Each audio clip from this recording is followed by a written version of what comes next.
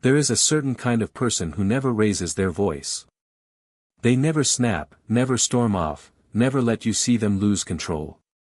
You probably admire them. You might even envy their calm. But Carl Jung would ask a different question: where does all that anger actually go?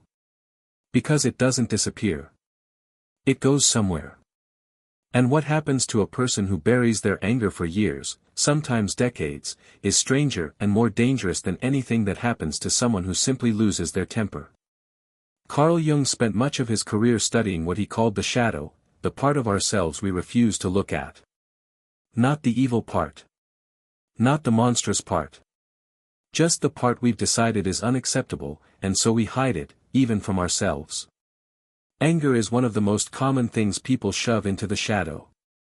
Today you'll learn what really happens to suppressed anger, why nice people are sometimes the most quietly volatile people in the room, and how to recognize the signs in yourself before the shadow decides to speak for you. Let's start with the calm one.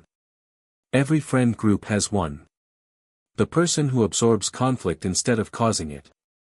When an argument breaks out, they're the peacemaker. When someone insults them, they laugh it off. You've probably thought, I wish I could be that unbothered. Here's the uncomfortable truth. Jung didn't believe true calm looked like that. He believed a person who is genuinely at peace can still express anger when it's appropriate, cleanly, briefly, without shame. The person who never expresses it at all isn't at peace. They've just built a wall so high that even they can't see what's behind it anymore. That wall takes energy to maintain. And that energy has to come from somewhere. This is the first sign worth watching for in yourself: fatigue with no clear cause. People who suppress anger for years often describe a strange, low-grade exhaustion. Not from lack of sleep. From the constant, invisible labor of keeping something contained. Jung believed the shadow doesn't just sit quietly in storage. It pushes. It wants to be acknowledged. And a person spends real psychological energy every single day pushing back against it. You can suppress a feeling. You cannot make it free. Somewhere, you're always paying rent on it. The second sign is more unsettling, and it's the one that catches people off guard. Suppressed anger doesn't vanish, it changes shape. Jung called this enantiodromia, the tendency of a thing to eventually turn into its opposite when pushed too far in one direction. A person who is too agreeable for too long doesn't stay agreeable forever. At some point, usually without warning, the anger they buried resurfaces, but not as anger anymore. It resurfaces as something else entirely, and that's the part almost nobody sees coming until it's already happened to them, or to someone they love. Third, suppressed anger tends to leak sideways instead of coming out directly. This is one of the more well-documented patterns in how people handle unwanted emotion. Instead of confronting the person who actually caused the anger, it shows up somewhere safer. A short reply to a text. An unusually cold tone with a stranger. Irritation at a driver, a waiter, a sibling, for something small and unrelated. If you've ever snapped at someone over almost nothing and immediately felt confused about your own reaction, that's often not really about them. That's old anger, looking for an exit, and taking whichever door happens to be open. Fourth, and this is where it gets personal for a lot of people watching, suppressed anger frequently turns inward and becomes self-criticism. Jung noted that when we refuse to direct a feeling outward, at ourselves. If you've ever noticed a harsh inner voice that shows up right after you've been wronged by someone else, not anger at them, but a sudden wave of, why do I always let this happen, what's wrong with me, that voice may not be humility. It may be your own anger, redirected at the one target it's always allowed to hit, you. Here's the open loop worth sitting with for a moment, because it changes how you'll see the rest of this. If suppressed anger always resurfaces eventually, in some form, then the real question isn't whether it will show up. It's when, and as what. And there's one very specific form it tends to take in people who suppress it the longest, a form that looks nothing like anger at all, and is often mistaken for the exact opposite of anger.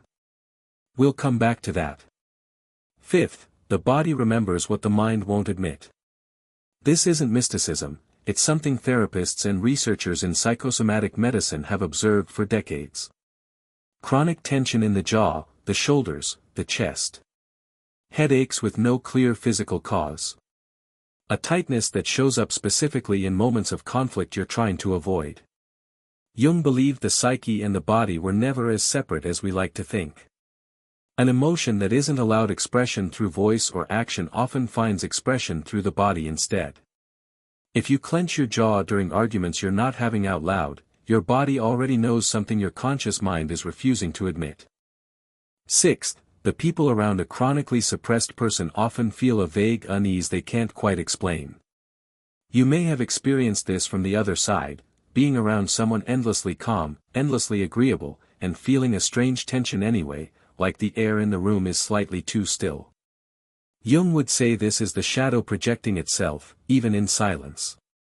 We are better at sensing suppressed emotion in others than we are at admitting it in ourselves. Children are especially good at this. A child can often tell when a calm parent is not actually calm, long before the parent would ever admit it. Now, the reveal, the answer to the open loop from earlier. What does suppressed anger most often turn into, in the people who bury it longest and most successfully? Not rage.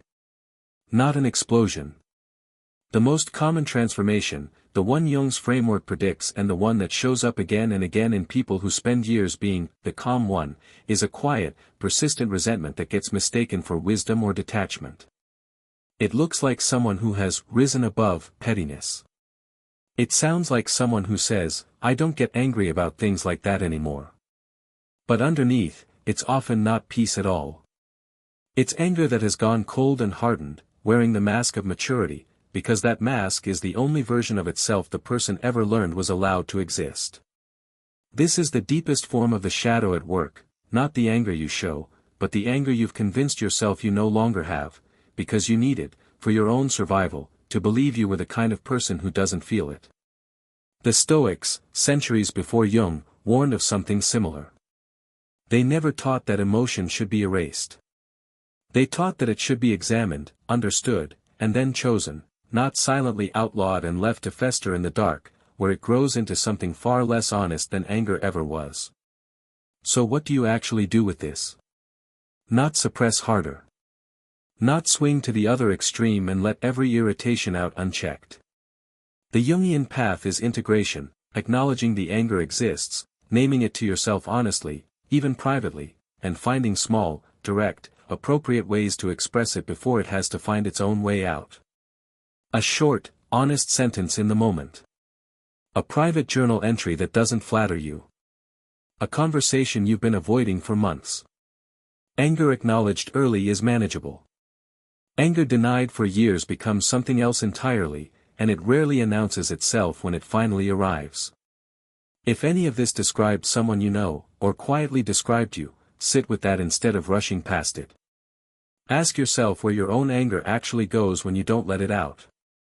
Comment the word shadow if you recognized yourself somewhere in this, and subscribe if you want to keep exploring the parts of the mind we're taught to hide.